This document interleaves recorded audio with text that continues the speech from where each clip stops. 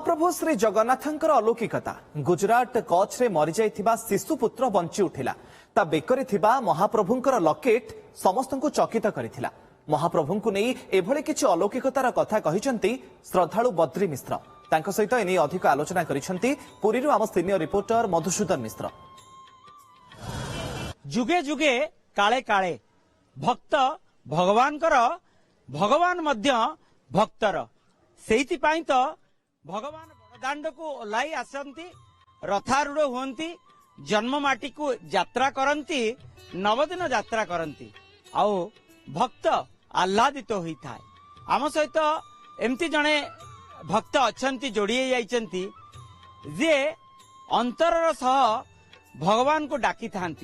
से आउ कई नुहंती से होचंती बद्री मिश्र जड़े अनन्य भक्त भक्त कहवाकू बाध्य हेलु कहीं ना केउटी जड़े भक्त भगवान को डाकी थाए नैवेद्य प्रदान करि थाए एवं जलस्पर्श करि थाए किंतु परिवर्तित परिस्थिति रे आज भी विश्वर कोण अनुकोण रे मध्य एमती अनेक भक्त रहिचंती जे कि भगवान को नैवेद्य प्रदान करिबा परे ही जलस्पर्श करती। एमती किछि अलौकिक कथा मने आसुची आपणकर मनर कथा आज भी स्मृति होई रही। अनेक वर्ष तलर कथा जदि आम हिसाब करवा पाखापाखि 25 वर्ष तले जेतेबेले कच्छ छबरारे भूमिकंप होईची एवं से भूमिकंप समय रे मु सेतले चाकरी करथाय फॉरेस्ट डिपार्टमेंट रे एवं आमको गोटे 7 जणिया दल को मु नेतृत्व नै जनरल सेक्रेटरी थाय ऑल ओडिसा रो मो जीवा को पड़ता कच्छ छबरा गुजरात सबधा करवा मोर अभ्यास थाए। जगन्नाथंकर चिंताधारा जगन्नाथ भावना को प्रचार प्रसार कर चिंता थाए गुजरात जगन्नाथ मंदिर दर्शन कर भावना थाए तेणु मोर से दल जावाक इच्छा है भूमिकंप समय मोर जीवा मो गोटे जीवन जगन्नाथ मत गोटे अनुभव देले से मन अच्छे से दिन घटना बोधे 26 जनवरी जितेबाला पताका उड़ूला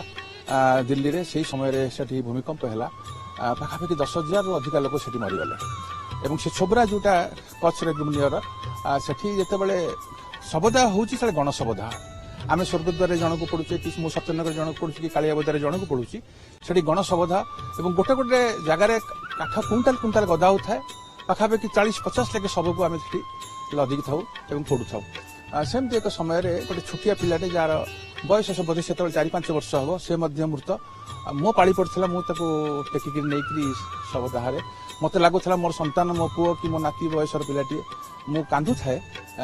देखिक मानता आखि कान रक्त बाहर थाए मुझे गणसबदाह पकड़ को जाऊँगी मत लगिला जे से बंची मु फेरी आसिली पछकू पचारि किए तार अच्छा मनीषा साहा बोली जड़े माटे से भो भई कांद था एकदम कम बयस माने मत लगुच 25-26 वर्ष झीटे मुझे कहली माँ तुम पुओ बंची कि सांगे सांगे डाक्तर टीम आसिले सांगे सांगे परीक्षा कले से बंची था सब बड़ जिनस जो बंची था जो छुआटी मुझे धरती तार बेकर था गोटे पूरी बड़दाण्ड के से आसी माटी गोटे छोटिया लकेट जगन्नाथ चित्र था लकेट रूपारे से खोजित कर बेकर पड़ी गोटे कला सूतार पड़ी थाए मुझे कला सूता और जगन्नाथ 3 थर मुंडिया मारे पिलाटी मोर बंची जाइए 2024 मसीह से मनीषा मो फोन नंबर रे लैंड फोन नंबर को फोन कले मो फोन नहीं एमती गोटे ओडिया पेपर प्रमेय गोटे पृष्ठारे बाहर थाए से ओडिया मो फोटो को देखी से पचारा ये ओडिया नंबरटा इंग्लीश रे कौन हम मत फोन कले मु पुरी जीवी मो पुअर बाहागर पुरी आसते से बापा माँ आपण हाथ माने जो पिलाटी मरुची से मो हाथ में पुणी बंचिकी आसुची एवं मु हरिश्चंद्र से माटी से दिन मु मो स्त्री को पाद को बोधे 200 थर खाली मुंडिया मारी पकई स्वामी स्त्री 24-25 वर्ष पिलाटी से आसला जगन्नाथ पाखे निमंत्रण देवा जगन्नाथ मो पिला को तुम बंचई देल आ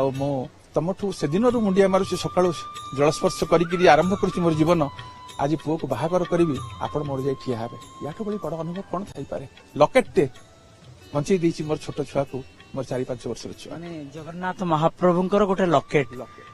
जो लकेट को मध्य आपण से समय रे देखिले से दिन पकई थिला सब आश्चर्य कथा जो दिन से आसी पूरी बाहागर निमंत्रण देवाई बापा माँ संगे से दिन बेकर भी तार से लकेट अच्छी से बड़ हो जाइए लकेट से टिकी लकेट से सुंदर पिला मत लगुला मोर सुकृष्ण से जमी जगन्नाथ हो जाऊँ ଆଉ କିଛି ଏମିତି ଅନନ୍ୟ ଅନୁଭୂତି ଅଛି ଏବଂ ଅଜଣା କଥା ଯାହାକି ଜାଣିବେ? ଅଜଣା କଥା ଯଦି ମୋ ନିଜ ଜୀବନର କଥା କହିବି, ଜୀବନରେ 3ଟା ବଡ ଧକ୍କା ମୋ ପାଇଁ ଆସିଥିଲା। ଗୋଟେ ବଡ ଧକ୍କା ଆସିଥିଲା ପିଲାଦିନରୁ ଏକଦମ ଛୋଟ ବେଳେ ବୋଉ ମରିଯିବା। ଗୋଟେ ଧକ୍କା ଆସିଥିଲା ବାହାଘର 8 ମାସ ପରେ ଘରର ସମ୍ପତ୍ତି ପୈତୃକ ସମ୍ପତ୍ତି ଚାଲିଯିବା। ଏବଂ ଗୋଟେ ବଡ ଧକ୍କା ଆସିଥିଲା ଜଗନ୍ନାଥଙ୍କର ଅରୁଚିକର ଭଜନର ଗୋଟେ ଦୀପଜଳା କାର୍ଯ୍ୟକ୍ରମରେ ମୋର ଚାକିରି ଚାଲିଯିବା। 2004ରୁ 2026 ଦୀର୍ଘ 22 ବର୍ଷ କାଳ ଅନେକ ଲୋକ ପଚାରିଛନ୍ତି ଆପଣ କେମିତି ବଞ୍ଚିଛନ୍ତି। ମୋର ଜମି ନାହିଁ, ବାଡି ନାହିଁ, ବଖରେ ଘରରେ ବଞ୍ଚିବା ମଣିଷ, ଆଉ ସବୁବେଳେ ଠାକୁରଙ୍କୁ ମୁଣ୍ଡିଆ ମାରେ, ଠାକୁରଙ୍କ ପାଖେ ଆଶ୍ରିତ ହେଇଯାଏ। ମୋର ସୋର୍ସ ଅଫ୍ ଇନକମ୍ କିଛି ନାହିଁ। ମୁଁ ଖୋଲା ବଜାରରେ କହେ, ମୁଁ କଣ କରେ ତ କହିପାରୁନି, ଆଉ ଥରେ କହିସାରିଛି। କିନ୍ତୁ ଏବେ ମଧ୍ୟ ମୁଁ ଠାକୁରଙ୍କୁ ଭାବେ, ଠାକୁରଙ୍କ ପାଖେ ମୁଣ୍ଡିଆ ମାରିଦିଏ, ଠାକୁରଙ୍କୁ ଭାବେ ଠାକୁର କଣ କରୁଛି। ମୋ ସ୍ତ୍ରୀ ପଚାରୁନି, ମୋ ପୁଅ ଝିଅ ପଚାରୁନାହାନ୍ତି କୋଉଠୁ ପଇସା ଆସୁଛି,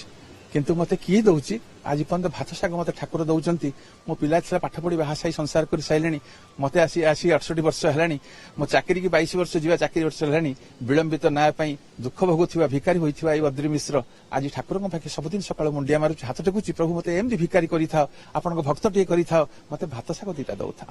ସେଇ ତ ଜୀବନ ଜଗନ୍ନାଥ। ତେଣୁ ଆପଣ ଶୁଣୁଥିଲେ ଜଗନ୍ନାଥଙ୍କର କଥା, କିଭଳି ଭାବେ କଚ୍ଛରେ ସେଇ ଯୋଉ ଭୂମିକମ୍ପ, ସେଥିରେ ଗୋଟିଏ ଛୋଟିଆ ପିଲାକୁ ଉଦ୍ଧାର କରୁଥିଲେ ଏବଂ ଯେତେବେଳେ ତାର ଶବ ସଂସ୍କାର କରିବାକୁ ଯାଉଥିଲେ ସେତେବେଳେ ଦେଖିବାକୁ ପାଇଥିଲେ ଜଗନ୍ନାଥଙ୍କର ସେଇ ଲକେଟ, କିନ୍ତୁ ସେଇଠି ବଞ୍ଚି ଉଠିଥିଲା ସେଇ କୁନି ପିଲାଟିଏ ଏବଂ ସେ ଜଗନ୍ନାଥଙ୍କର ଭକ୍ତ। ଇଏ ହଉଛି ଅନୁଭୂତିର କଥା। ପୁରୀରୁ କ୍ୟାମେରା ପର୍ସନ ଗୋପାଳ ତିୱାରୀଙ୍କ ସହ ମଧୁସୂଦନ ମିଶ୍ର, OTV।